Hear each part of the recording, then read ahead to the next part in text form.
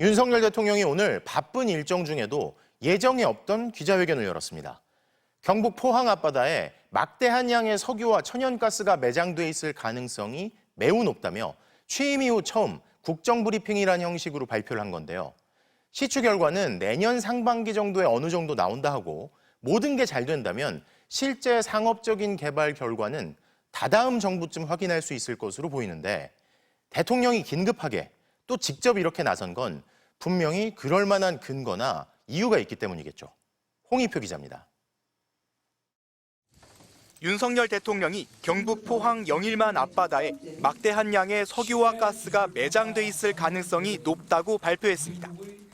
최대 140억 배럴에 달하는 석유와 가스가 매장되어 있을 가능성이 매우 높다는 결과가 나왔고, 석유가스전 개발은 물리탐사와 탐사 시추, 상업개발 3단계를 거치는데 지난해 2월 미국 전문 기업에게 첫 단계인 물리탐사를 맡긴 뒤 나온 결과를 대통령이 직접 공개한 겁니다.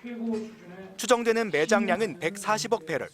우리나라 전체 사용량으로는 가스는 최대 29년, 석유는 최대 4년 이상 쓸 수 있는 양입니다. 실제 석유와 가스가 묻혀 있는지 한 개당 1,000억 원 정도 드는 시추공을 최소 5개 뚫어봐야 알 수 있습니다. 사전 준비 작업을 거쳐 금년 말에 첫 번째 시추공 작업에 들어가면 내년 상반기까지는 어느 정도 결과가 나올 것입니다. 윤 대통령이 국정 브리핑 형식을 통해 직접 현안을 설명한 건 취임 2년 한 달 만에 처음입니다. 아프리카 정상회의 참석차 방한한 정상들과 30분 간격으로 촘촘하게 정상회담 일정이 잡혀 있었는데도 직접 브리핑에 나섰습니다. 또 산업통상자원부로부터 보고를 받은 뒤 하루 만에 이루어진 전격적인 발표였습니다. 야권은 이례적인 브리핑이 국면 전환용 아니냐고 지적했습니다. 하락세의 지지율을 전환하기 위한 국면 전환용 발표는 아닌지 매우 의심스럽습니다.